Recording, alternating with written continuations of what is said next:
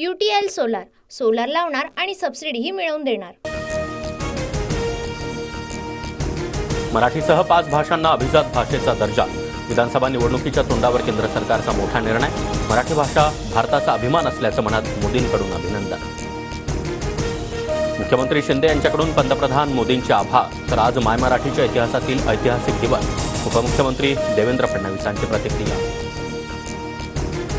राज ठाकरेंकडून मोदींसह मंत्रिमंडळाचे आभार। पंतप्रधान मोदी उपस्थित असताना मराठी भाषेसाठी केलेल्या मागणीचा जुना व्हिडिओ राज ठाकरे यांच्याकडून फेसबुकवर पोस्ट।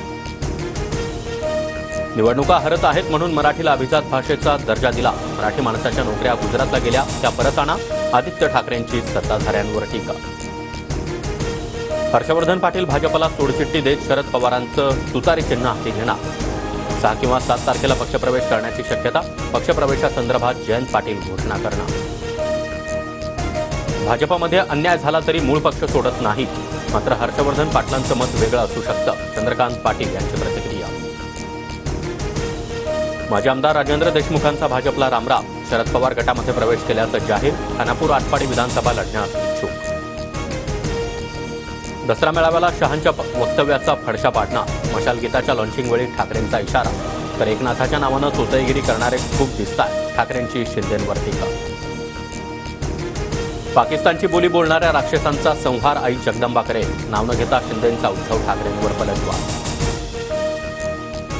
अरुण गवळीची मुलगी गीता गवळी ठाकरे गटाच्या संपर्कात। भायखळा विधानसभेतून इच्छुक असल्याची माहिती। मिलिंद नार्वेकरांनी गीता गवळींची भेट घेतली। लोकसभेला जे सूत्र तेच विधानसभेला। संजय राऊतांची माहिती। तर महाराष्ट्रद्रोही सरकार सत्तेतून काढणं हाच अजेंडा। नाना पटोलेंची प्रतिक्रिया। भाजपचे 112 आमदार त्यामुळे जास्त जागा मिळणार। चंद्रकांत पाटील यांच्याकडून विश्वास व्यक्त। तर महायुतीची सत्ता पुन्हा आणायची आहे। गोगावले यांची प्रतिक्रिया।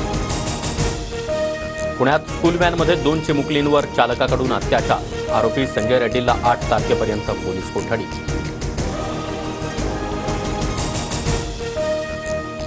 UTL सोलार सोलार लावणार आणि सबसिडीही मिळवून देणार।